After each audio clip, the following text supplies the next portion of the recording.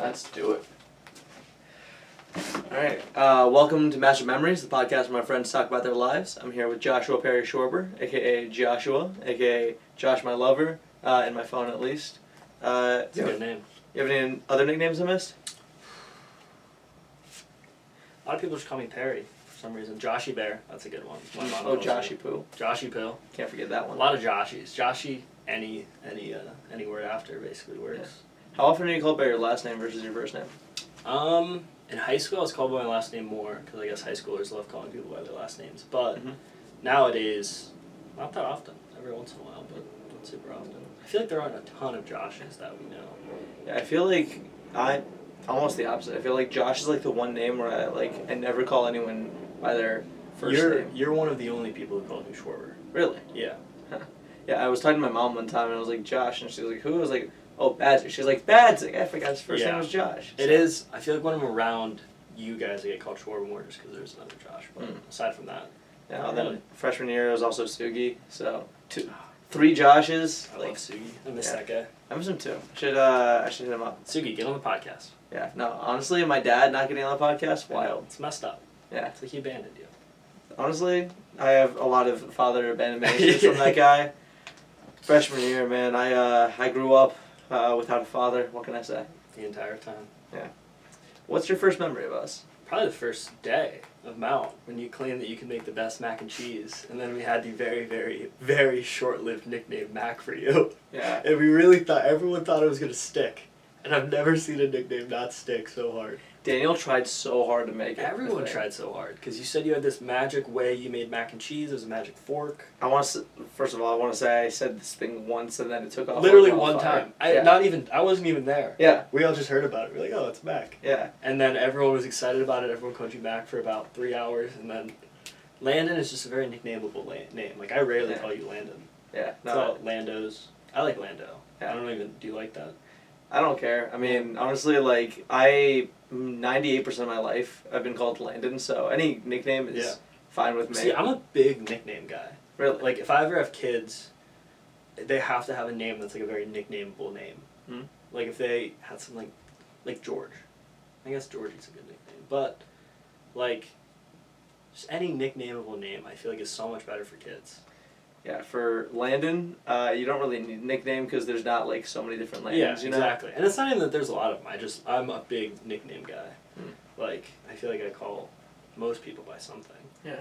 Before college, it was only Landon, my one finance teacher, personal finance teacher, called me Master, because he called everyone by the last name. It's a good last name. It's a great last name. And then in senior year of high school, people called me Land Daddy, which I never knew how to feel about. Yeah, I think it depends on who says it. Yeah, because I don't know, Sammy Bell still calls me Land Daddy, and it's kind of funny, but there's some fringe kids who call me Land Daddy, and it's like... And see, that's kind of weird. I feel like Landon is also a very nicknameable name. There's a lot. I mean, the Lando thing. Land Party. What was that? Land Party. Oh, I never heard that. I like Lando a lot, though. I feel like it just flows off the tongue. Yeah, Saint Lando, I think, has been my favorite. Saint Lando's a good one. That's a really good one. Yeah, if I ever start my rap career, I'm hoping to use that, but... Saint Lando, you gotta get that locked down. I'm sure that some Spotify motherfucker, or SoundCloud motherfucker... Oh, for sure. Like, Saint anything, especially after Life of Pablo. Little Saint Land. Yeah. Little Lando. Little anything. It's already gone. Yeah. Sorry. No, I gotta use Elon Musk's kid's name at this point, you know? Yeah. How do you know you say that? It's, the AOL startup, or, dial-up sound? Yeah. It's that. It's pronounced like... What were you doing today before we started filming? I had work all day. It sucked. I did nothing. I had no meetings. I got my role in project yesterday. So all my meetings are tomorrow. So today I basically just watched about 5 hours of Entourage, which I've never seen before. Great show. Don't know if you've ever seen it. It's fantastic. And then I came here. It's a great day so far. Yeah, it's a great day. Yeah, the 9-to-5 life is you really just wake up, do a thing, and then suddenly 8 hours are gone. Yeah, and I like being virtual. I feel like if I was in the office with nothing to do, I'd hate it. But if I'm at home with nothing to do, Like I can do laundry at 2 p.m. And those are the exciting parts of my days nowadays. Yeah, I was fully in person last summer, and I spent 2 hours a day doing actual work, and it was terrible. Yeah, it sucks. Whereas this summer I'm virtual, and like I'm always super busy, and I feel like I'm somewhere in more between. productive. Yeah. I do think personally for me like a hybrid setup would be the best. Yeah. Like what Jake has. He's in the office 1, maybe 2 days a week. But Yeah. it gives you that, because you do kind of miss out like personal interaction with people, like the Yeah. water cooler talk, for example. It's so much harder to like make those connections. Yeah.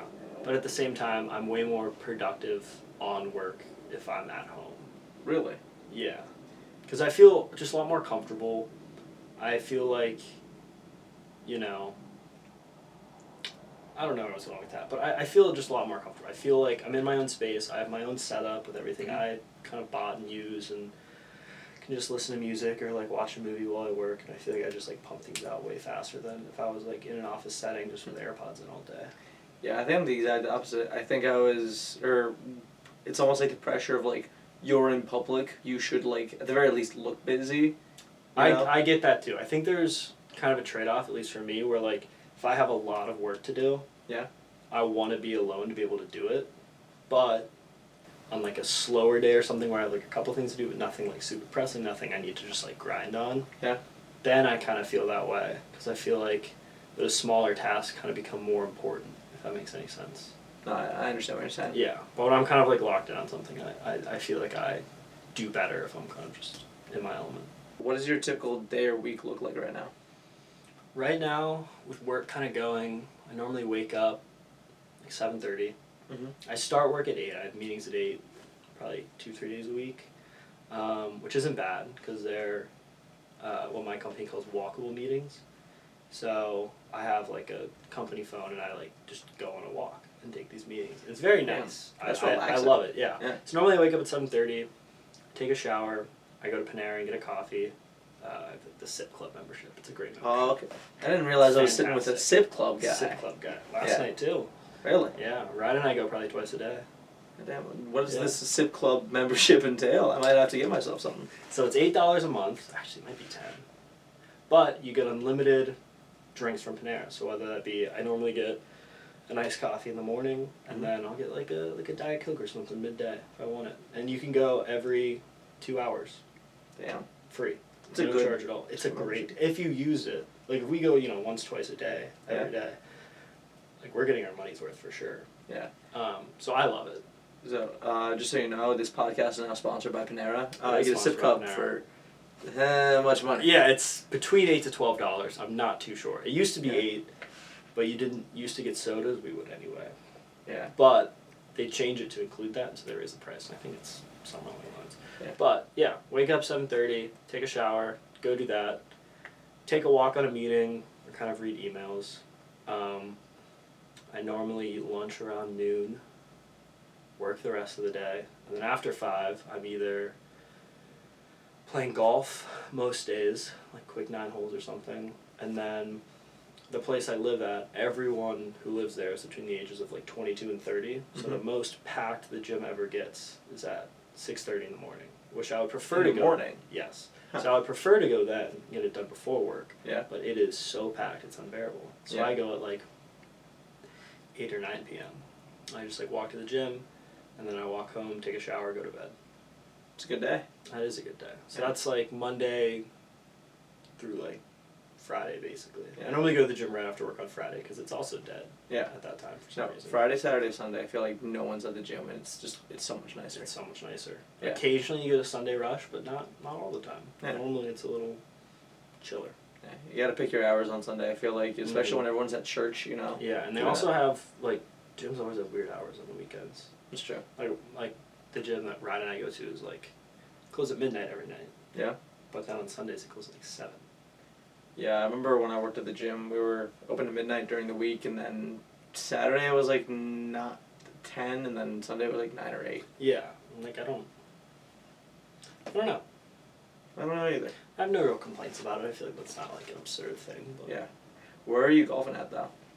Kind of anywhere and everywhere, Mhm. wherever we can get on. Normally during the week we try to play like a cheaper place, play 9. So like, Airport's a good cheap. Groveport. Yeah.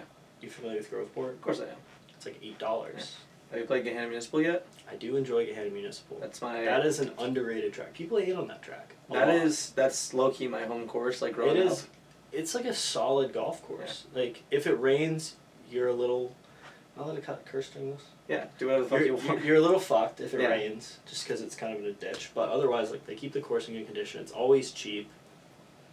As long as you don't go on a Saturday, Sunday. Well, that's not a course I play Saturday, Sunday morning. But fair. That's normally when it's busy. Yeah. Plus, also, have you been to Creekside, which is like right next to it? I have not. No. It's that like little area with like some restaurants, some shops. Like it's, I think one of like the most underrated parts about Columbus. Really.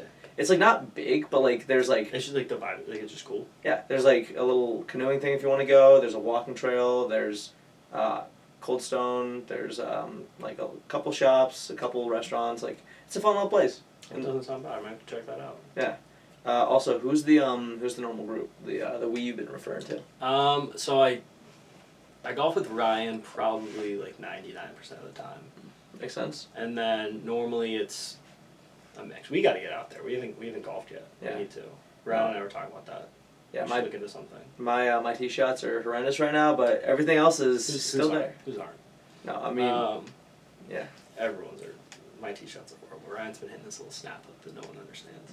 I need to go back on the range because like, it took me like 4 holes to like get my iron shots back. It's because like, I know it's there and I feel it's there. It's more of like I gotta stop focusing on the shot itself and more on like the mechanics of the swing.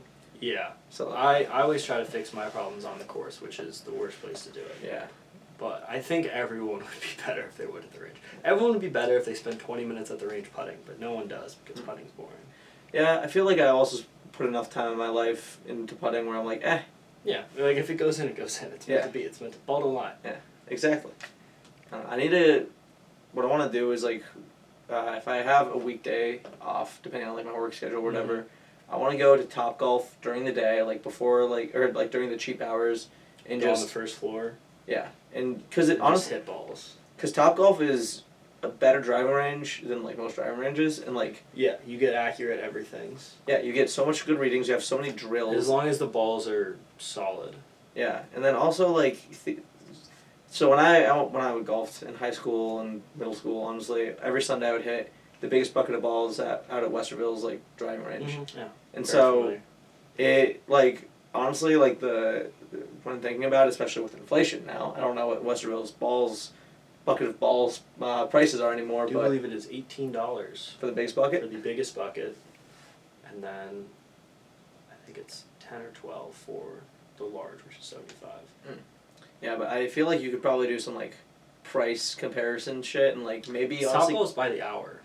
Yeah, so theoretically you might be able to, but also I don't know. I've went back and forth on that because I need to get back on the range. You know. Yeah, I think everyone needs to spend a little more time on the driving range. Dude, I'm telling you, I haven't brought my driver out since the middle of senior year of high school. Really? I have this terrible hook. No matter whether I move my body angle, my face angle, like however much I try, hook, it just hooks. That's what I'm struggling with. So I used to have a pretty bad slice, right? And my cousin, who's kind of older, so he's more like an uncle, he's like a pro at one of the courses in Cincy, and he gave me like a free lesson just because. Oh, that's nice. And he was like teaching me all the stuff. Essentially, had me setting up to hit a draw. Yeah. Instead of slice. And he taught me some things like keeping this arm like low, keeping this shoulder in. He basically said it's like impossible to slice. He's like, but if you overextend your miss now, instead of a slice where it's going crazy, you're losing a ton of distance, it's going to be a hook. He's like, the one good thing about a hook is that it's gonna roll further. But, I mean, it's still like a shitty shot. Yeah. And so now my miss is a hook, and the miss is creeping in a little more than when I hit a good shot. So I need to kind of balance that out and stop hitting these snap hooks that just run forever, but in the complete wrong direction. Yeah. Ever since I've like give up figured out I'm not gonna like fix my driver, especially not during like matches in high school. Yeah. I just bust out the 3-wood, and like sure it goes like 30 yards shorter, but like I hit that thing straight. You know? I mean, one of my favorite things is I think it was the Masters. Like I mean Bryson DeChambeau, who hits the ball 478 million yards. Yeah. Big ass guy. Yeah, so he shot worse than this old guy who had an exemption, who hit the ball, he was very old, 225 off the tee. Mhm. Beat Bryson by 2 strokes. And when you play with those, like you've played with like old guys before, you know what I mean? They don't hit the ball far, but they hit it straight and they Yeah, make putts. they're and accurate. They're shooting 75. Yeah. I mean, And they might be 220 off the tee, but yeah. it's straight. And so I would much, much rather be shorter and straighter than like longer. Yeah, I mean, wild. At the end of the day, golf is a game about accuracy and, Yeah. you know, whether it be reading greens or, you know, making layups. Exactly. And speaking about that whole thing of like drive for show, putt for dough. Like, Rory McIlroy at the Open, drive for show, but Yeah. Cam, putt for dough, and he won. Dude, I miss when Spieth was, like, at the top of his game because Dude, those he's been playing putts- well recently, but my God, he had a slump.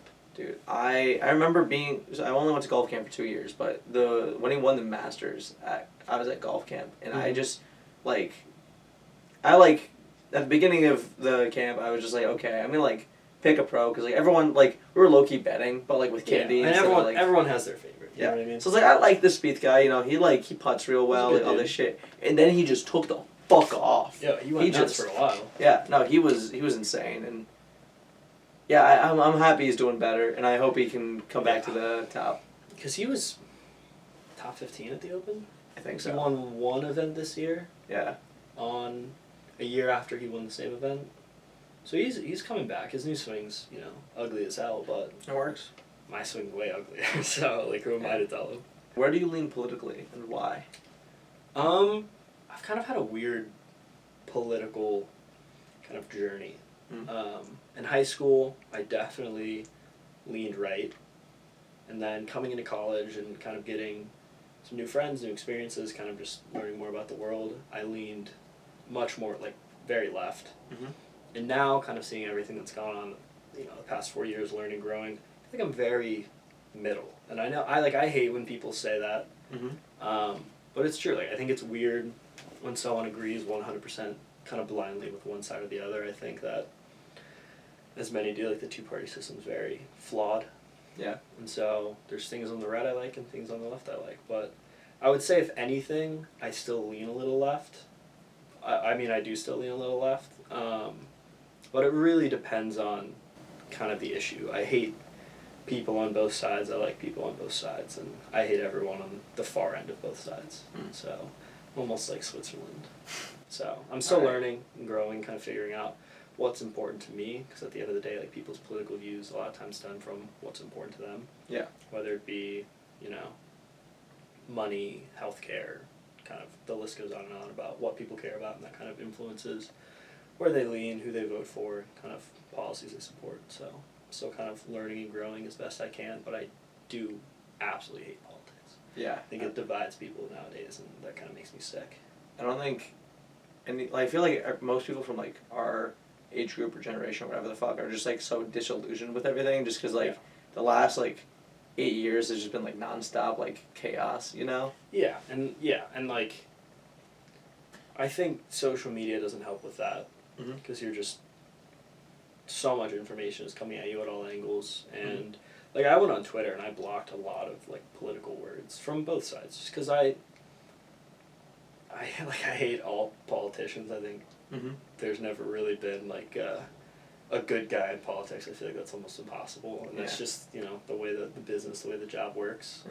The higher you get, the more you have to sell out for lobbyists and whatnot. Exactly. I think lobbying is the craziest thing in the world. I think it should 100% be illegal. Buying votes, it's just a weird concept to me. Yeah, I remember learning about an AP Gov, like, the kind of, like, the bureaucracy behind lobbying, and it's just kind of, like, whoever, like, like you said, you're just buying, like... You're just buying votes. Like, there's a reason, you know, cigarettes are still sold illegally, even though they kill, you know, millions of people a year.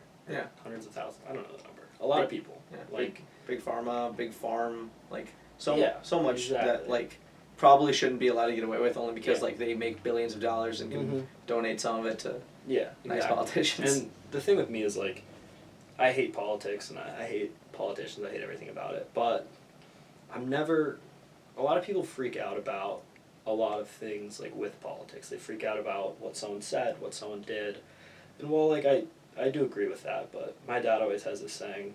My dad talks about politics way too much. He's big left guy, just hates a lot of people, and he just is always talking about politics. But he always talks about how if we live through Nixon, we can live through anybody. And so that kind of gives me some comfort because he was, horrible, obviously. But I mean, the world's still going to turn. Like, we're going to be fine. I like to think that no matter who's in what, political position, the world's still going to turn. Yeah. Everything's kind of going to be all right. Yeah. I like how also you talked about earlier about, being or growing up a little bit more right leaning and then coming to college being more left leaning, but then kind of coming back to the middle. Like, yeah. People that can like grow and change their opinions, I think, are sorely needed. And that's something that I've been working on a lot because I used to kind of like, like when I was in high school, for example, I would hear something that some conservative would say, and I would just like run with it to try and sound smart. And like looking back, like that's the stupidest thing you can do, like make your own opinions. And I think kind of letting myself the last couple of years make my own opinions and kind of take a step back and be like, do I agree with this? Do I disagree with this? Has really kind of helped me a lot to kind of find out, what issues are important to me, like what about politics is something that I can, get behind. Yeah. And it's something it's very interesting. Because I feel like a lot of people kind of just blindly follow one side, and I just think that's like kind of weird. Yeah, I mean, obviously, even though I used to do it, like looking back, it's something that I kind of see as just like weird. Yeah, it's the whole two-party system in the United States. The fact that you have to or sometimes it feels like you have to agree with one side completely or another side completely because there's not really wiggle room to, Exactly. Yeah, and I think the U.S. is like weird with politics, and like when people like idolizing politicians, and treating them almost like celebrities, I think that's like weird and corny. I mean, the fact that people have like JFK pictures like in their kitchen, you know, like he's Jesus or something. Yeah, and I think people with flags up in their room of whoever. I think that's kind of corny. Yeah, I mean, the cult of celebrity, where at the end of the day they don't know you at all. Yeah, and they never will. Like, there's a difference between like, I think idolizing a celebrity, because that's something where, they've, whether it be like an actor, and you just love how they played characters and love their roles, and there's something like not tangible, but almost tangible that you like about them. Yeah. And that's something that you like support, and that's something you idolize, and I get that. Like Leo, like you have a poster of Leonardo DiCaprio. Incredible actor, great movie. Yeah. Like, that's someone that people can like idolize for what he's done. But I just think with politicians, like I just think it's kind of weird. Like, what about them are you like idolizing? What about them is making you want to put a poster on the wall? Is it like, how are they kind of big enough in your head to deserve this? Like, are they making your life, a million times better? Or like every time you see them, are you just getting super happy? I don't really understand it. I mean, at the end of the day, most politicians vote with, again, to however they're lobbied, and the ones that vote against their party are not often, idolized. They're often, anything, like the people that voted against Trump for the, not inauguration, not incarceration, the impeachment. Yeah. The Republican Party was super mad at them, and then Joe Manchin, has made no friends in the DNC either. Like, yeah, it's just like you're kind of forcing this idea that it has to be 100% one way or 100% the other way. And in my mind, that almost feels like within the parties, it's almost like a dictatorship. Like, you will follow this to the T. If you sway from this, you're almost an outcast. And I just think that that's not a way that a politician should act, because a politician is someone who should be kind of repping the people. And when you think about the people, there's never and never will be one issue that every single person can agree upon. So I think having this kind of static mindset about what kind of issues you kind of like blindly support and blindly kind of try to make happen within politics is just weird. Like, it should be dynamic based on changing opinions, changing times, people's opinions, kind of everything like that. Because at the end of the day, like, the people put you in office. Like, you are supposed to represent the people. That's what politicians are, servants of the people, right? Supposed to be. Yeah, but it's America for you, I guess. Yeah, it's weird. What's your relationship like with your family? I have a great relationship with my family. My parents and I are super, super close. I talk to them, one of them, almost each day, like, depending on the day. Like, I called my mom yesterday, called my dad the day before. I love them to death. They're the best. My parents are, like, very, very... Like, I've been very blessed to have very good parents. parents. Like, my parents tell me every time I talk to them that they're proud of me and that they love me, and that's something that is always, nice to hear from, like, a parental figure. I have a brother. We're not super close. Very different people. Love him to death. Mm-hmm. Like, no, like, bad blood or anything. Like, I gotta call him today. But yeah, I feel like I have a pretty good relation with my family. I've been very lucky, very blessed. Yeah, I feel like we're at the age where it's like we have the ability of hindsight now to kind of appreciate. Oh yeah. Yeah. And that's something I'm kind of learning too. Like, I remember my parents were pretty strict when I was growing up. Yeah. And I always kind of, not resented them, but kind of hated that one aspect. Yeah. And now looking back, like, I completely understand it. Like, I got caught, like, drinking or having a fake ID or something when I was, like, 16 or 17. Yeah. My parents, like, cut up my fake ID and, like, reamed me out, and I was, like, in trouble. And at the time, I was like, I hate every part of this. Yeah. Then you look back, like, how many high schoolers, go get trashed, make a horrible decision, and something bad happens. Like, obviously, they're only doing this because they care about you. Yeah. Like, parents, normally, there are some exceptions, obviously, but, like, normally, they're not being kind of hard on you, or they're not being strict because they hate you, it's because they love you. And that's something that... They want what's best for you. Exactly. Like, in hindsight, they're great parents. Yeah. And that's just something that comes with time. And that's something where, I'm sure everyone's gotten in trouble, and at one point you didn't understand it, your parents were like, you'll understand one day. Yeah. Like, why I made this decision, why I said no, why I said yes, et cetera, et cetera. And so, kind of, in that journey to kind of becoming an adult, realizing, like, oh, I understand now why you made the decision. That was probably the right decision. Yeah. It's kind of a nice thing, and it's just interesting.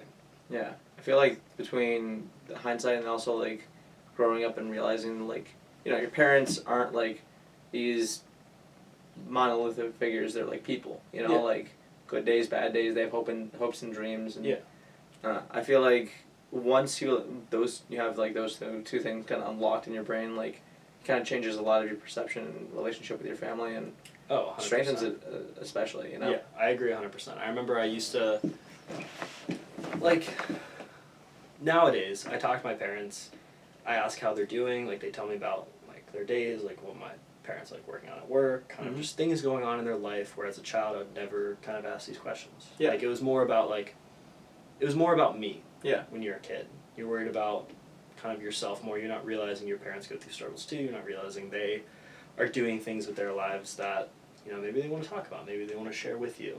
And so it's something that it is cool nowadays to be able to just, like, call my dad and be like, hey, how's work? What are you working on? And he gets excited telling me about what he's doing. And then so it's definitely, like, a good thing to kind of realize. I think you hit the nail right on the head when you kind of talked about once you unlock those two things, you kind of have a better relationship, because it's a much more understanding relationship. It's much more of a back and forth instead of just, a forth. Yeah, kind of instead of raising you, now it's all not equal footing, I'd say. Like, still like your parents, and like there's still that parental relationship, but it's a lot different than. It's not like as extreme. Exactly, it's also you're, like you said earlier, you're like, you've evolved to, like, look past just yourself, and also, as boring as a 9 to 5 is when you're, like, 5 years old, so I kind of get that part. Yeah. But you understand a lot more. And yeah, I would definitely agree with that. What do you think is your most unique talent? I think like a legitimate talent is, like, I can juggle a golf ball on my wedge for, like, a long time. That's pretty something cool. I just do all the time when I get bored. Like, in my room, I just get bored and just start juggling a golf ball. That's probably the only, like, unique talent I can think of. I don't think I have any other just, like, unique talents. Or maybe, like, I almost think one of them is the ability to, like, change, almost, like, make drastic changes. Mm-hmm. Like, I used to be a very, very introverted person. And then I, like, worked in sales in high school and stuff, and I kind of came out of my shell more, just having to, like, talk to people. And I feel like almost, I don't even know if it's really, like, a talent, but having a trigger of sorts in order to kind of make, like, a drastic change about myself is something that I've done, a few times, like, whether it be, like, the COVID thing, or, like, in middle school, like, I didn't have a lot of friends in middle school. I was very introverted, and then kind of coming through in, like, high school, I was very, very extroverted, and I consider myself pretty extroverted now, and just kind of things like that, making rather drastic, I would say, changes in, somewhat of a short period of time might be considered a unique talent by some. But in terms of like a legitimate talent, like juggling golf ball, for sure. It's your so-called legitimate talent. I think that's impressive. I appreciate that. I learned how to do it through the legs. Yeah, I still can't do it, so fuck you. Yeah, but to your ability to adapt and change, that's I admire that a lot because I think being able to like kind of recognize some of your shortcomings. I don't know. Recognize some of your shortcomings and change it. Because everyone's got their faults, but one being humble enough to say I'm not the best at this or whatever, and then also putting in the.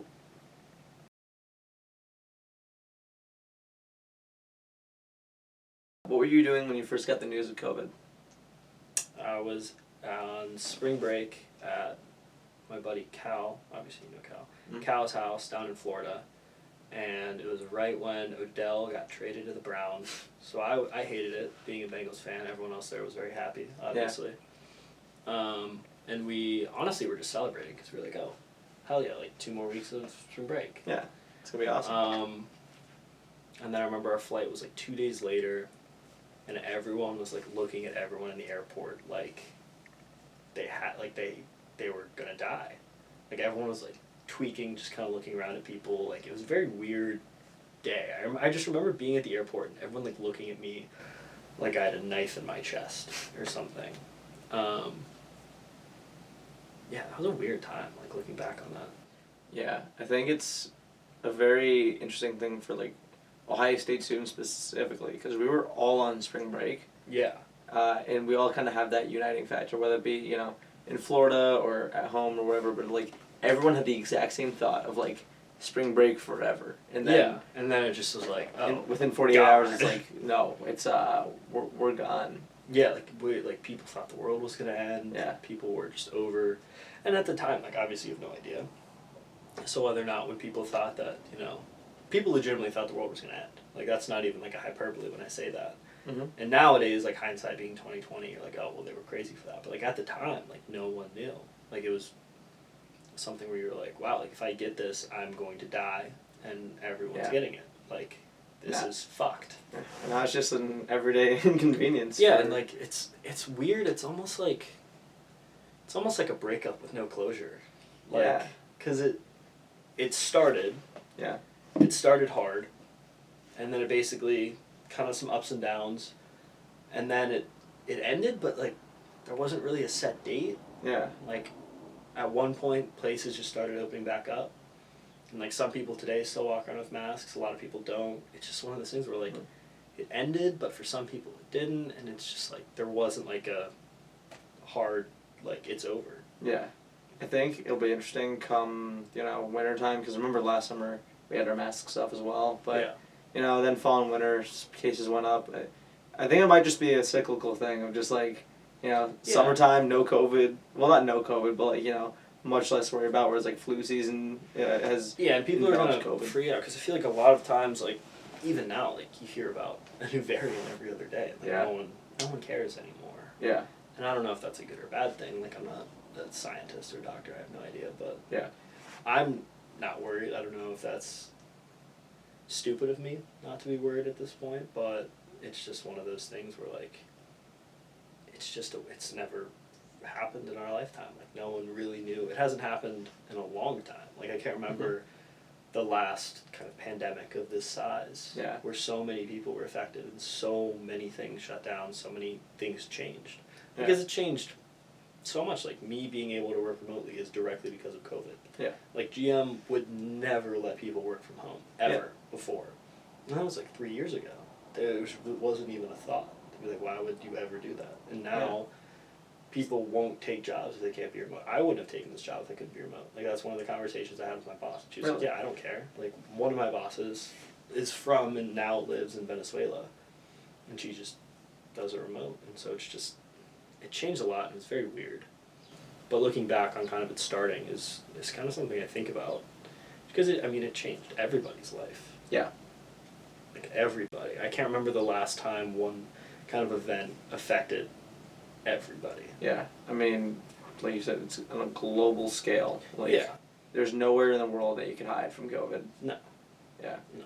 It's wonder what it's gonna be like looking back in like 20, 30 years from now. Like if it was just like, you know, like I said earlier, the start, or if it was just like the COVID outbreak in a similar way of like the Spanish flu was like a thing Yeah. for like a couple of years and then. I wonder, looking back, are we gonna downplay it? Are we gonna be kind of overplaying it? Yeah. Kind of exactly how like severe it was and exactly how it affected our lives. Like it's a big gray area. It's very Yeah. very strange. Because I feel like the only pandemic we've experienced in our lifetime outside of COVID was Ebola, and that was like 38 people died. So minor too. Yeah, it was like super deadly, but it's like not nearly as contagious. And Yeah, like, and that was something like you heard about it a few times and you probably Yeah. just didn't think too much of it. Maybe you were scared for like an hour yeah. and then you were just done. How was your quarantine though? My quarantine was the best thing that has ever happened to me. I went into quarantine and I was, sitting on my ass, like most people. What is there to do? Mm-hmm. Sitting on my ass, eating too much. I think I like gained some weight, and then I was like, fuck this is stupid. I have nothing to do. I was working like remotely, but it was like an internship. I was like, I have nothing to do. So I started like running and working out. I lost a bunch of weight.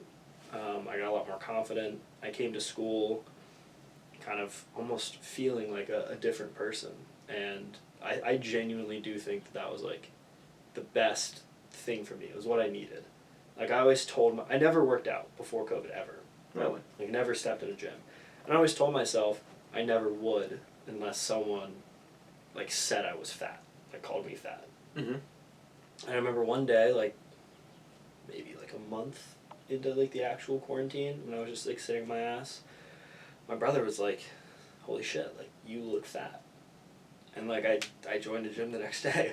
Like I always told myself like that would be the point. Yeah.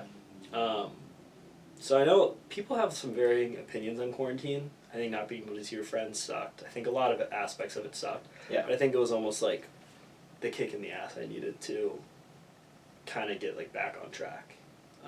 So I honestly loved it. I found the game of golf then. I'd never golfed before then, Mm-hmm. ever. And now I'm like absolutely addicted to it. And I'm a much kind of healthier version of myself because of it. So in a very, very weird way, I'm almost like thankful for it.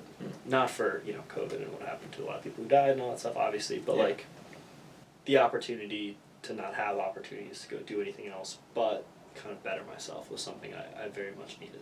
Yeah, it really sounds like you found who you are during those months of quarantine. I think I did, yeah. Yeah. Well, So I'm glad to hear that something positive came out of it. yeah, I weirdly have warm thoughts about it. I don't know how I feel about that. No, you're not the only person, let me tell Yeah. you. Like, I feel like, because it's almost like that the Goldilocks effect of, like, you look back at, like, maybe not the best memories and try to, upplay, like, the happy parts. Yeah, and silver downplay the sadder lining parts. almost, yeah. There you go. How do you view your relationship with your religion? I'm not religious at all, Mm-hmm. really. My grandmother, incredibly Catholic. Yeah. Goes to church 6 days a week, reads everything. My parents were both raised Catholic. My mom is still very religious. My dad kind of isn't as much anymore. Both my parents went to private Catholic school their entire lives. Like, Mm-hmm. from kindergarten to college. Like everything was private Catholic. And then when all this, honestly with my dad, like all the stuff about like the priests, and my dad was like, I'm out. Like I'm not going to sit here and pretend that this is, a good use of my time to be following this thing when all these like public religious figures are just making a mockery of the religion. He's like, I don't believe a lot of what it says. Like I'm kind of out. My mom is still very, very religious. She texts me Bible verses every once in a while and goes to church every week. But I've never really been super religious. Like, in a weird way, when like people would always talk about like heaven and like eternal life and all that, coming from like Christianity, it always kind of freaked me out. It was one of those things like, I think would be more comforted by kind of just being done than eternity. Yeah. Like eternity scares the hell out of me. Like, Yeah. like imagine eternity on Earth. Like what would be the reasoning for doing anything when you could just do it tomorrow? Yeah. You could do every conceivable thing a million times and still not be done. Like, nothing would be worth it. I think that's one of the weird things that gives life purpose, is that it is so quick, you know, in the grand scheme of things. And so I'm not religious. I obviously, like, I can respect people who are religious. I think for a lot of people it's a very, very good thing. I know a lot of people who have kind of made messes of their life and have kind of come back through religion and trying to be a better person and kind of do unto others as you want upon you. So I have no, like, issues with religion. I think it's a great thing for a lot of people, and I respect all religions, but I'm personally just not religious really at all. If anything, I'm probably agnostic, like on the fence. Like, I'd like to believe there's like a purpose for us here, and I'd like to believe that there's, you know, something bigger that made us all, but I just don't know. And that's kind of something that I think about a lot. Yeah. Just like, where did we come from? And Yeah. so it's a very interesting kind of rabbit hole. But yeah, I'm not really religious at all. Yeah, I agree with your thing on eternity. I mean, it's, you know, I mean, living forever would kind of be terrible just because, you know, you watch everyone, like, around you die and the world change. But, I mean, whether it be heaven, hell, or whatever the afterlife is, if it is eternity, like, whether it's amazing forever or terrible forever, like, it's forever. Like, it's forever. And that's the part that, at least personally, freaks me out. Yeah. Like, when I think about death, I almost think about how, you know, the world was around for, you know, billions and billions of years before you were ever born, before you ever experienced and remembered the world. So, like, obviously, like, you have no memory of anything before you. Yeah.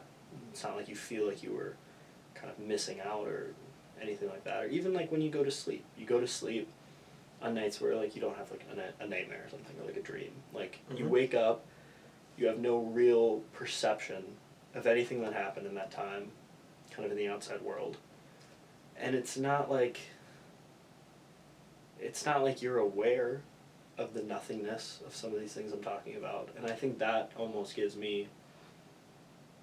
me feel kind of more, not safe, but, like, that makes me feel better than thinking about eternity.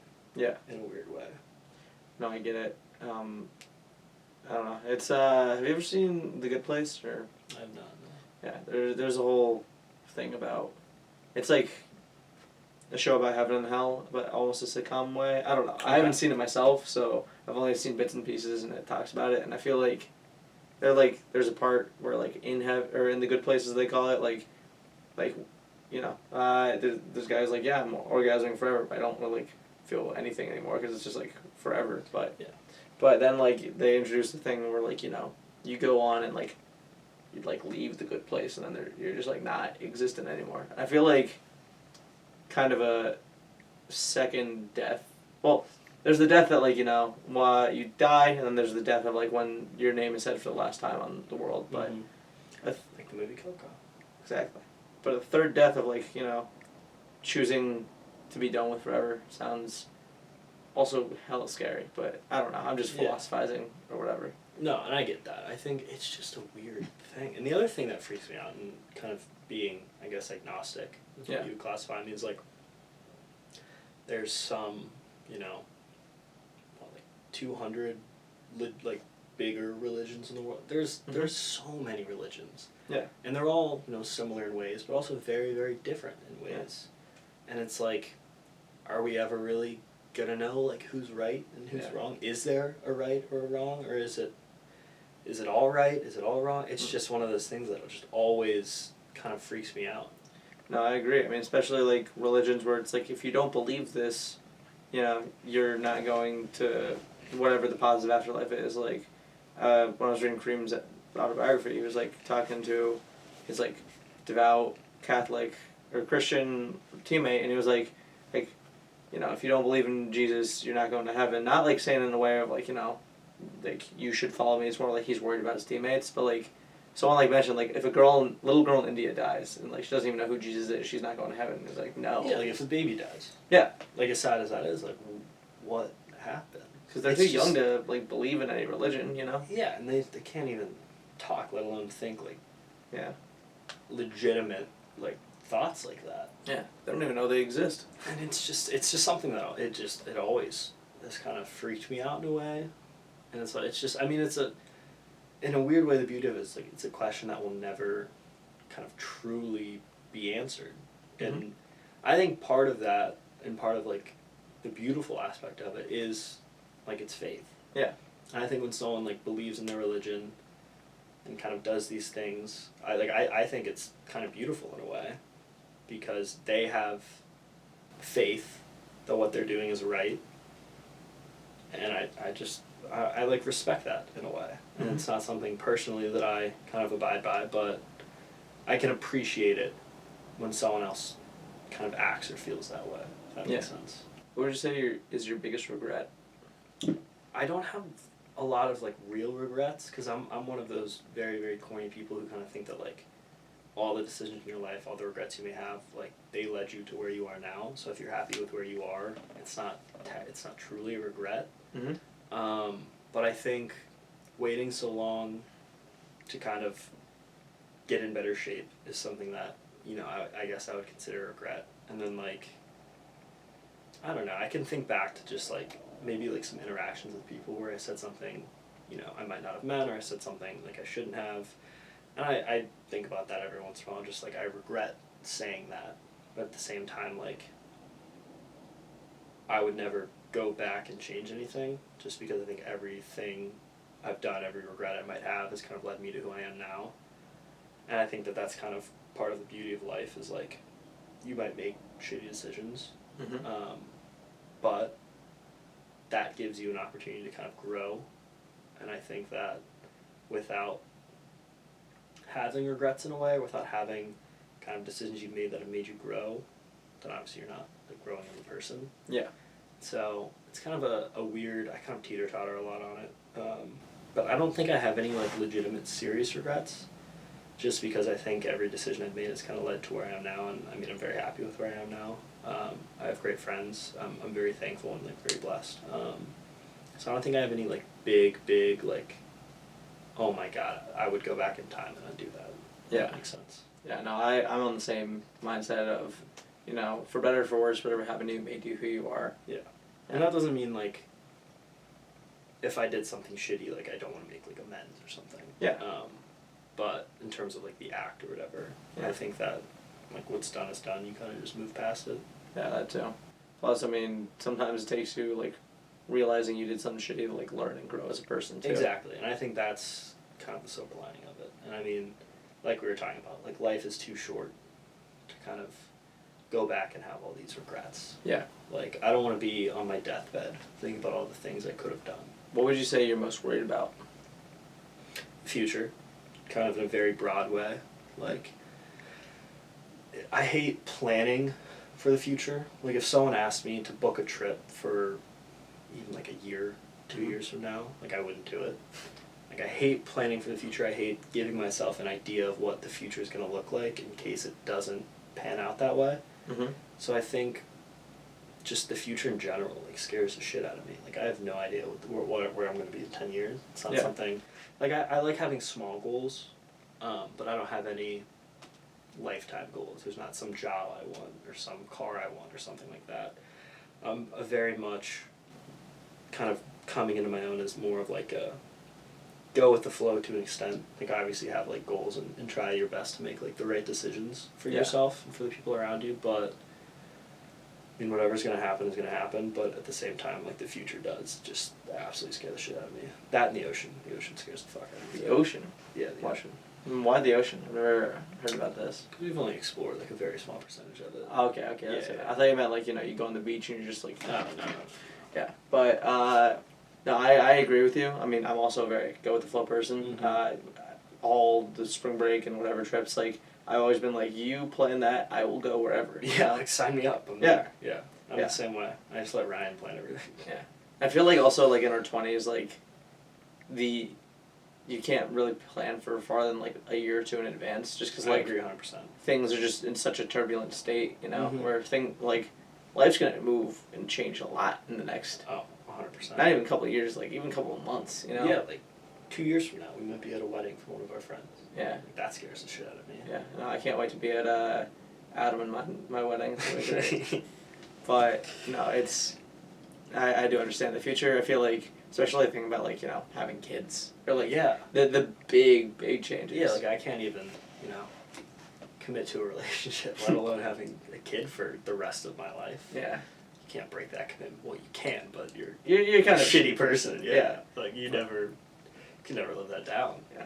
I think it's interesting though that like most people like, you know, as they grow and like, you know, they like obviously, you know, like the childhood's idolized by everyone, just the carefreeness of it, but like, Mm-hmm. you know, parents, like a lot of parents like being parents, you know, like people like graduate college and like aren't for their entire life yearning to get back. Like people like, I don't know, or like seem to be happy where they are for the most part in life. Yeah. I think there's a good and bad aspects of every stage of life. Like when you're a kid, you are carefree. Yeah. But, you know, you don't have adult money, you can't do a lot of these things without, you know, your parents saying yes. Like there's but you're carefree. Yeah. Like, you can just play video games all day. Every day's an adventure. Yeah. Yeah. At the same time, like being an adult, like you have adult money, you can do kind of more things, you don't have to ask permission. Like, yeah, and I think that's kind of part of the beauty of life is like the different stages of life and the good and bad and trying to take the good with the bad and make the most out of each stage. Because I'm sure some people who might have, you know, messed up or not made the best decisions wish they could go back to when they were 15, 16 years old. Mm-hmm. I'm sure some people who were very successful at the age of 30 were like, I was an idiot at the age of the 15, 16-year-old. Like, I made the dumbest decisions of my life, and that led me here. Like, Yeah. I think it's just, I mean, it's a journey. Yeah. It's life. It's the most beautiful journey there is. Yeah. I've never thought about it, like, kind of when you go through life and kind of see the good and bad of all different phases, but, like, you live through all of them, you know? Yeah, you have to deal with everything. You experience it all. And that's, as we said, you know, part of the beauty of life is that it has an expiration date somewhere, and I like that. Yeah. Whenever I'm kind of nervous about, you know, a big decision, whether it be like a job or whatever, like I always talk to my dad just because he's a very worldly, like, he's like a realist in a way. Mm-hmm. And he's just talking to me and just be like, life is so short, like, do what will make you happy, do what you think is best for you, like, don't worry about, you know, what other people think, like, it's your life. And that, you know, whether it be relationships or jobs or anything, like at the end of the day, like it's your life. Mm-hmm. Like, live it. Do what will make you happy. And so I think a lot of times being able to take the bad with all of the good is kind of a big part of that. What's the hardest thing that's happened to you in this past year? Hardest, honestly, probably just be the transition from like college to, you know, being an adult. Yeah. Like, I pay all my bills now. Yeah. Which is weird. Yeah, not fun. And so, I've been very lucky in my life where, with kind of my parents and the foundation, like, I haven't really gone through a lot of bad things. And I kind of want to be careful how I say that so I don't kind of just sound like a dick. Mm-hmm. But I was, like, very blessed. Like, I had a great life. I never really went through anything, you know, horrible. In the past year is kind of the same thing. I think that there are always some, like, smaller challenges, but I think kind of entering this brand new stage of life was the most exciting, while also simultaneously being, you know, like, it's a hard thing to do. Mm-hmm. Going from living in a college house with, you know, 5 of your best friends to kind of moving out, everyone's moving on, people are moving different places, and trying to hold on to a lot of the aspects, like, of college, like, of seeing your friends all the time, of doing these fun things on the weekends, of kind of just doing things, while also juggling, you know, real world responsibilities. Like, when we were in college, we could just, you know, go to Vegas for a weekend. Yeah. Like, we did that. Yeah. Can't really do that right now. Not without doing PTO or something like that, and even then, like, you gotta, like, get your work done before that, you know? Exactly. And so I think it's a great transition that I've kind of been going through. I think parts of it are hard in a way, but I think overall, I would say it's probably still a good thing, but just in the grand scheme of things, it's probably the hardest thing in the past year, kind of just looking back. Yeah, probably something like that.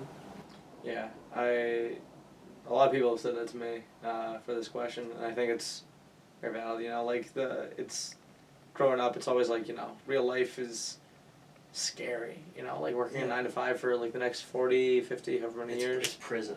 Yeah, I love my 9 to 5. Yeah, Like, But just the fact that like it goes on, like it's gonna be double the amount of life we live, but before we finish that, you know. Yeah. But again, kind of similar to what I said on the last question, the fact that like I don't know, people seem to be like fine with it, you know, like no one like is dying to like to their 9 to 5, you know, for example. But again, like no one's like, you know, wishing or like I asked my dad when he came here for like a parents thing, like, did you ever miss college? Like when we were like on our porches, like sometimes yeah, but I like where I am now. Yeah, like overall, no. Yeah. And it's one of those things like I said, like I don't like thinking too far in the future. So when I think of, you know, the 9 to 5, it's like I'm liking it so far. Mhm. I hope I continue liking it, but just take things, you know, one step at a time. Yeah. I think that's kind of the best you can do without overwhelming yourself or freaking yourself out or kind of having anything like really, really affect you. Yeah. Like I like to take things day by day, week by week, and kind of just see how it goes. I agree. I mean the what's the old saying, like God or man plans, God laughs. Mm-hmm. It's a good reason for that because there's a lot of things about plans, but you know you can only life happens. You know, things change. You can only plan so much, and at Yeah. some point, you just gotta kind of embrace it. Yeah. Go with the flow. Life is gonna throw you a couple curveballs, but life is good. What's something that made you laugh really hard recently? Honestly, I haven't laughed as hard as I laughed watching a Bert Kreischer TikTok. Really? A couple days ago, you know, so he's his podcast, Two Bears, One Cave. Yeah. So I saw Bert Kreischer live a couple weeks ago in Really? Dayton with Shane Gillis. It was hilarious. I don't know when. I didn't know Bert So Kreischer was funny. coming. I didn't know he was coming. Yeah. You know Riley Hardiker? Riley with the pierced nipples? No, other one. Okay. Yeah. So he just randomly called me. He was like, "Hey, I have tickets to Bert Kreischer. I'm picking you up in 30 minutes. We're going to Dayton." Mm-hmm. And I was just like, "Yeah, whatever. I like Bert Kreischer." So Shane Gillis was hilarious. Bert Kreischer was hilarious. But Bert Kreischer was talking about his daughter, Mhm. Isla, who's The crazy one? 16. Yeah, something like that. Yeah. And he just like She's 16 now? Something like that. What the fuck? Yeah. Okay. And so he was just telling these funny stories about it. And then like a couple days later, I'm on TikTok scrolling and I see this one where they're filming Two Bears, One Cave, and Yeah. Bert's wife calls him. He's like, "Hello." He's like, I'm filming right now. Like, "What's up? Can I call you back?" She's like, "Put me on speaker." He's like, "All right." So he puts her on speaker. She's talking, like everyone can hear it. And he's like, Yeah. and his wife was like, "Your daughter Isla just got busted gambling at school." And then Bert just starts dying laughing. He's like, "What was she doing?" And he was like, "She was shooting dice." And he was like, "What?" He's like, "Yeah, she was winning money shooting dice at her all-girls Catholic high school." Like, just the way they interacted was, I was like crying on the floor. Like, it's hilarious. Dude, Bert Kreischer's so funny. He's, like, Shane Gillis was there, and he was the funniest comedian I've ever seen in my life. Really? Live. Hilarious. I've never seen him And before. Bert Kreischer, hilarious also, probably the best, like, crowd work. Like, he got the people going. Yeah. Like, he ended off his set. Obviously, he did his whole set shirtless. Like, why would he? Yeah. He ended off the set with this long kind of running joke throughout the whole show, and it came all at the end for the punchline. And he ends up singing the national anthem, and everyone comes on, like an American flag flies on the thing. He's just belting the national anthem. The people are going crazy. People are like chugging beers and like shotgunning in the middle of this minor league baseball stadium. It's the craziest thing I've ever seen. And so he was like, they were both great, but Bert just like got the people going. It was electric. Yeah, I've seen 3 out of the 4 of my Mount Rushmore live. So when I saw Bill Burr, That would be a good show. he was at the shot, and I found out the same night, like the day of the show, the same night that the same night that Bill was playing in the shot, Bert was downtown somewhere, and You got to go to Bill Burr though. yeah, I mean it was a tough because also I had tickets for like months in advance, but then I also saw John Mulaney at the shot. Mulaney would be a good live one. He was great. He's funny. He's hilarious. And especially, like, he talks a lot about, like, rehab and other stuff like that. Yeah. Did some interesting crowd work. Talked to, like, this 10-year-old girl for a little bit, and then talked to, like, a guy who had also been in rehab in the crowd, but... It's just very different. very, very different. Like, kind of somber, but also, like, kind of funny. Like, he, you know, when he was, like, talking about, like, you know, doing all this cocaine, be like, to the 10-year-old girl, like, now here's what you shouldn't do, you know? But, and then the surprise opener for John Mulaney, the last guy on my Mount Rushmore, 10-15 minute set by Dave Chappelle. The one from Mulaney? Yeah, he did a surprise stand-up. It was his first one after being attacked. Yeah. Yeah. Sorry, I didn't mean to whatever, or steal the show, but No, dude, I would pay any amount of money to see Chappelle. I haven't been to a ton of comedy shows, but it's like I saw Segura live in Cleveland. He was hilarious. I can imagine. He had this hilarious joke that like half the crowd was booing and half the crowd was laughing. He was talking about he was like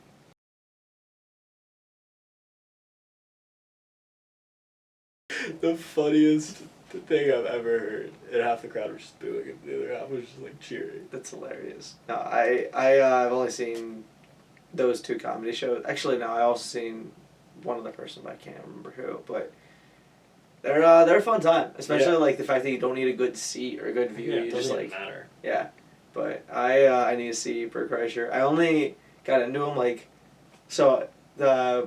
I was pledging ATO, we had to write a paper on famous ATO alumni, and someone did it on Bert Kreischer. I was like, that guy sounds kind of funny. I'll watch some of his stand up, and then he was hilarious. Yeah, then the machine story. Yeah, so good. Who's your hero? I think my dad is probably the first thing that comes to mind. Mm-hmm. Just because my dad went through a lot in his early 20s. He got married early. He had a kid pretty early. I have an older half sister. Oh. My dad he was married with a child by 22. Damn. And so it's and he was kind of not going down the right path because he never really did anything to ruin his life. He just got married young and got married stupid, as he said. Yeah. And kind of grew up a little too fast. And then he worked, a bunch of different jobs that he hated for 5 years, and he didn't really figure himself or his life out until he was probably 28. Mm-hmm. And then he started. My dad's an artist. He's a painter. He doesn't do solid colors or anything. He does more artisty stuff. Mm-hmm. And then he started his own company. He's been doing it for 30 years. I mean, he's doing pretty well.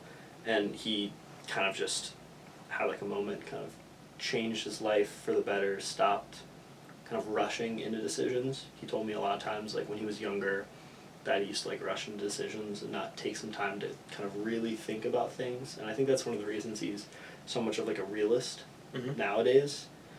And that's been super helpful for me because I feel like I'm a pretty realist type person as well. Mm-hmm.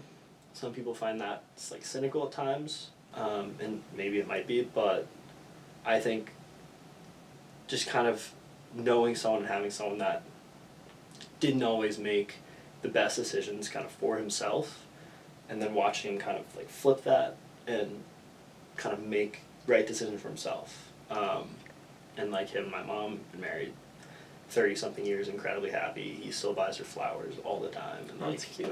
They're the most adorable couple I've ever seen in my life. And so I think just being able to kind of have him as a father figure and someone that I look up to, I think is good. He's probably my number one hero. And then McConaughey had this really, really cool but also a little corny speech when he won his Oscar. Did you ever hear that? Who is it? McConaughey. Oh, Matt McConaughey. I don't think I have. He basically talked about how someone once asked him who's his hero. He was my hero is myself in 10 years because it gives me someone to chase.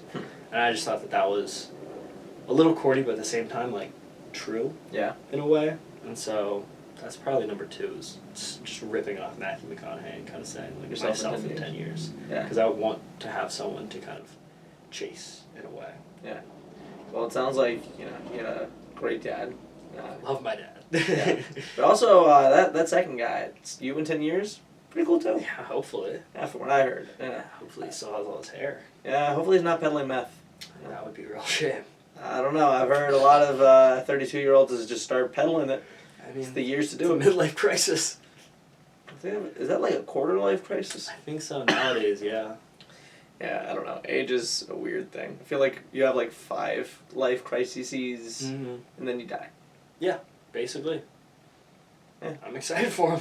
Yeah, I can't wait for the one where I get a sports car. That's the one I'm excited for. Yeah, because I pull up in a Porsche. I feel like it's not a midlife crisis when you get a nice car. It's you finally have enough money. I hear people kind of almost shaming older men for It's like, oh, you're 45, you bought a sports car to feel young. It's like, no, Yeah. it's just the first, like, this car's Yeah. $85,000. It's the first time I could afford it.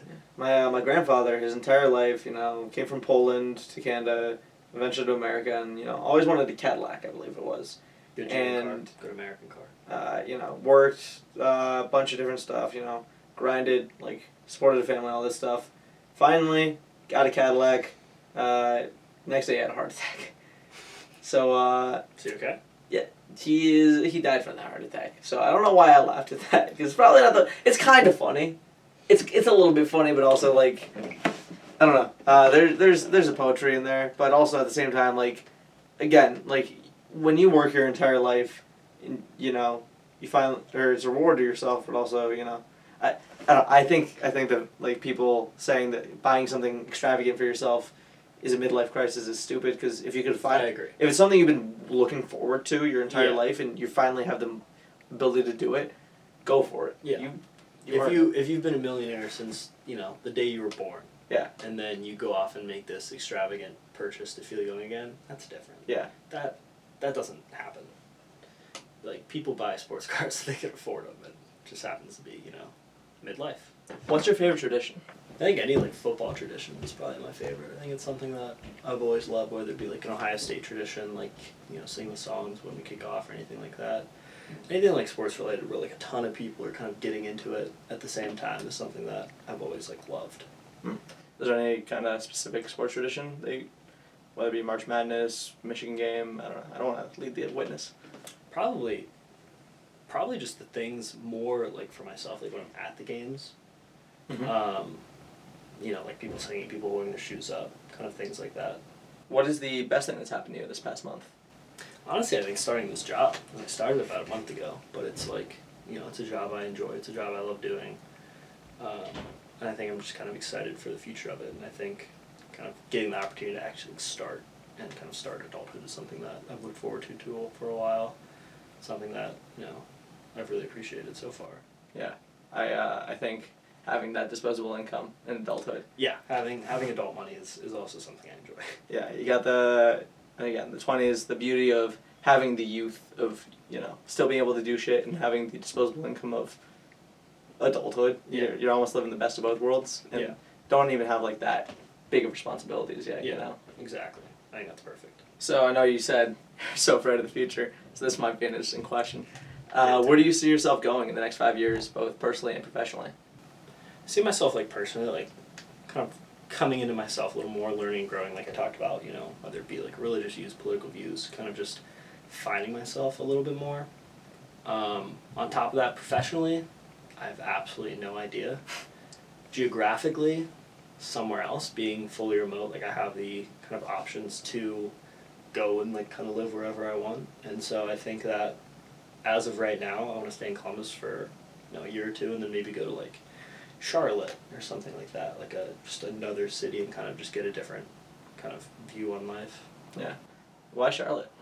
I have a buddy who plays baseball there, who lives there, and I visited him a couple of times, and it's just the most beautiful city I've ever seen. It's a gorgeous downtown, and then you drive 15 minutes outside of it, and there's just these massive mountains. Mm-hmm. You can golf 11 and a half months out of the year.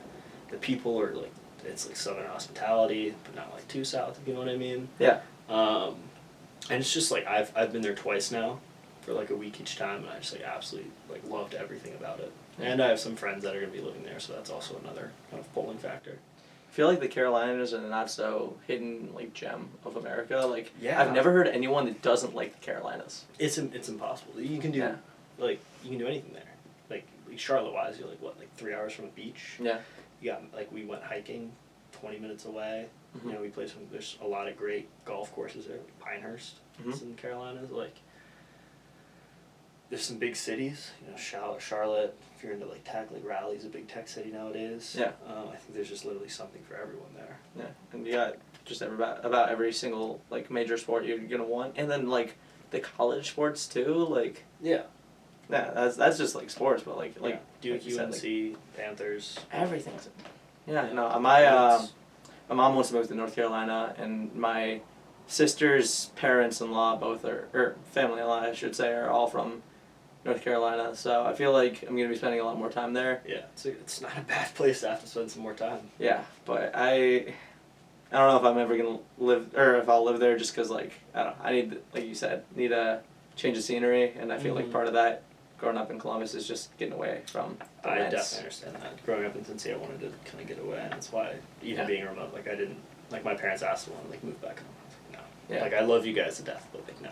Yeah, no, it's you need some space, especially like Yeah, and especially at this age. Yeah. I think this is the time when you don't have any, like you have responsibilities like your job, but like you don't have a wife, you don't have kids, you don't have quote unquote like real responsibility. You don't have anything that's keeping you from going someplace geographically right now. And I think that's something for me where I want to kind of explore that avenue and like live around, see what happens. Yeah, no, settling down is so however many years from now. You know? Exactly.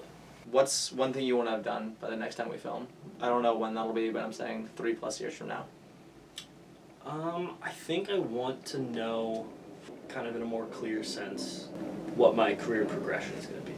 Mm-hmm. Because obviously, like, I started this job a month ago. Yeah. Like, I have no idea what exactly I'm going to want to be doing. I have no idea what exactly, like, what role, what responsibility I'm going to want to have. Like, I just have no idea, like, exactly 100% what I want to do. And that's something that I think, I don't like planning for the future, but a lot of times with career, Yeah. sometimes you kind of have to bite the bullet and do that. Like, especially if you want to be a doctor. Like, obviously you have to plan 10 years in advance. Yeah. And so it's one of those things where I don't like planning about the future, but with something like that, having kind of a more clear path is something that I want. Yeah, well, I think that, you know, you found yourself in quarantine. I think in the next couple of years you're about to find yourself professionally, and I'm excited to see the man who comes out the other side. That was very poetic, Landon. I appreciate that. Thank you. Didn't think I had it in me. But, just for you. I like it.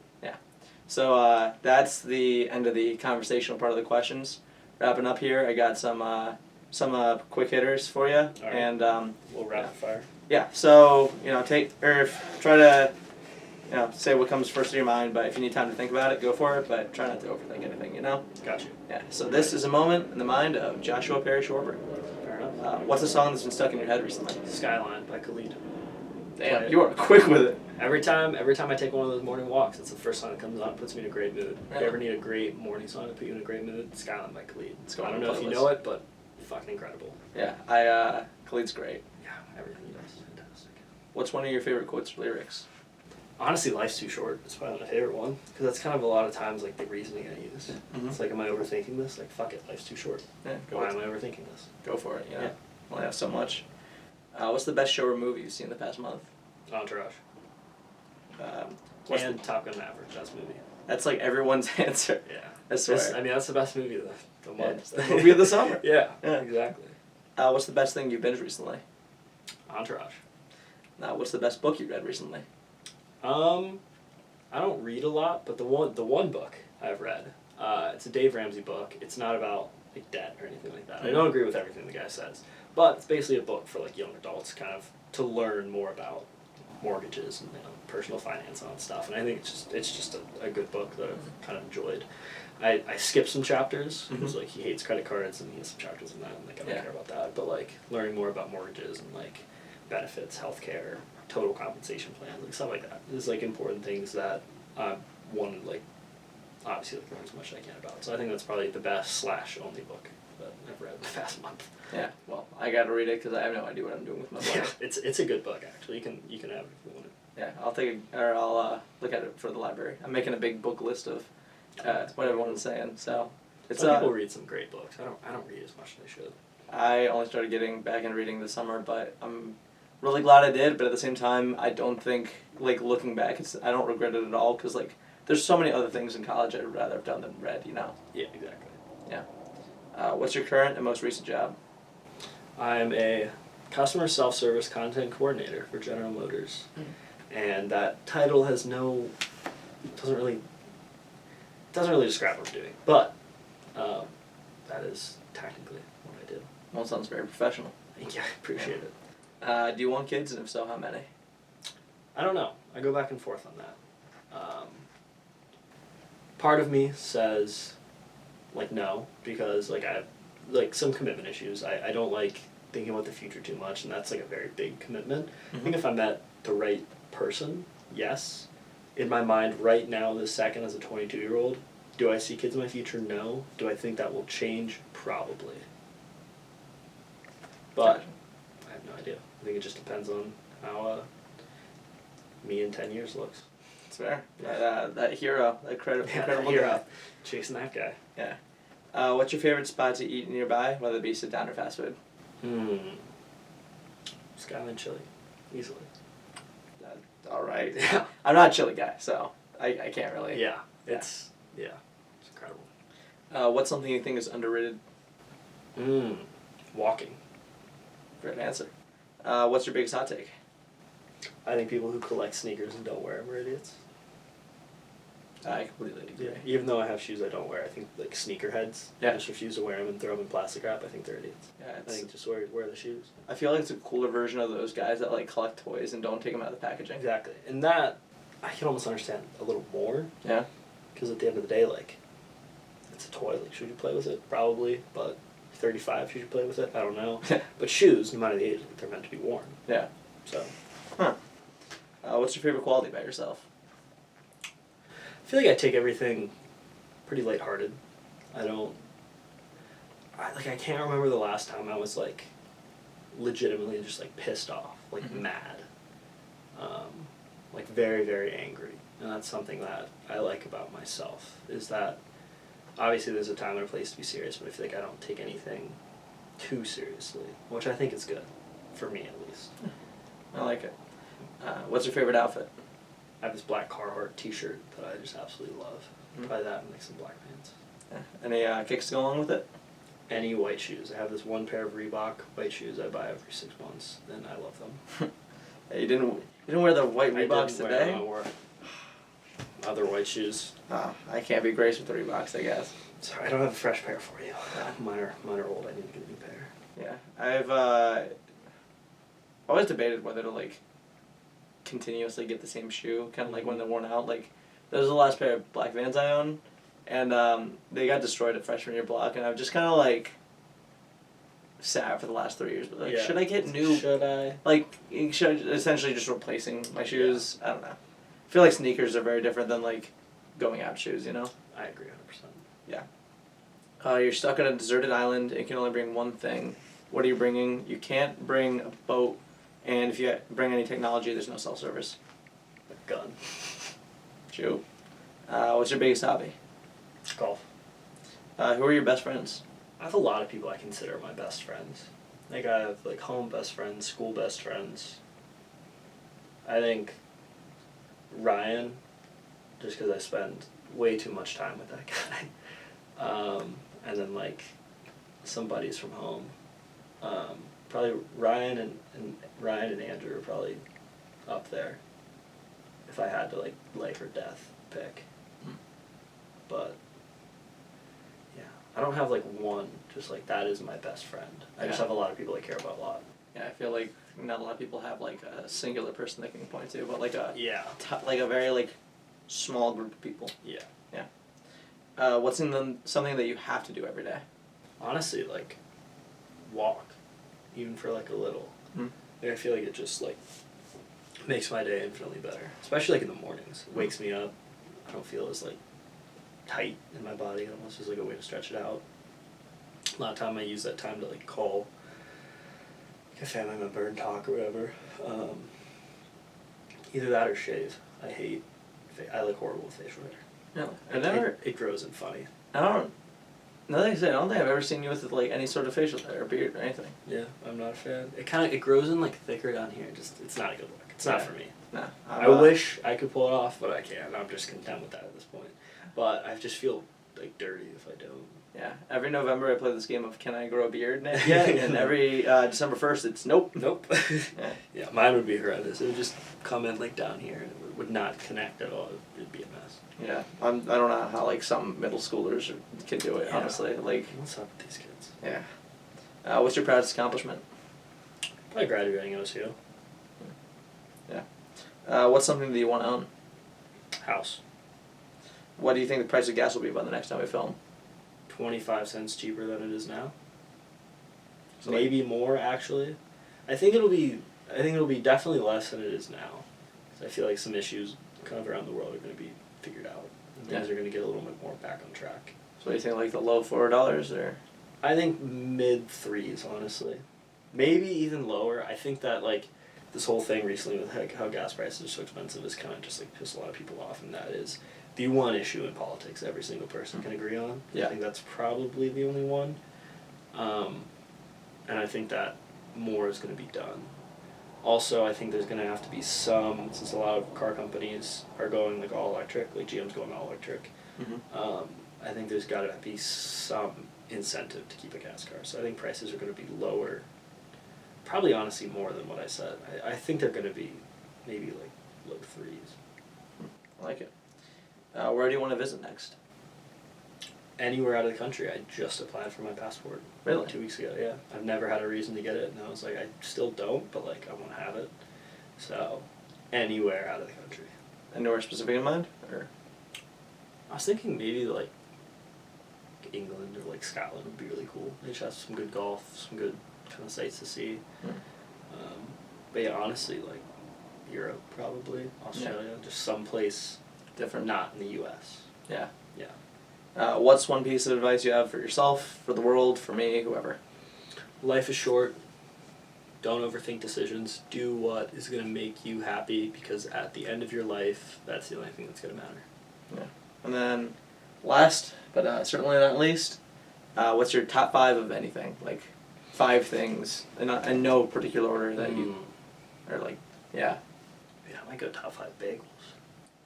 No, I mean like top 5, like, you know, maybe like it's like food and your family. Like, no. Give me a top 5. Yeah, in no order. In no specific order. Family, Family, friends, money, money, golf, food.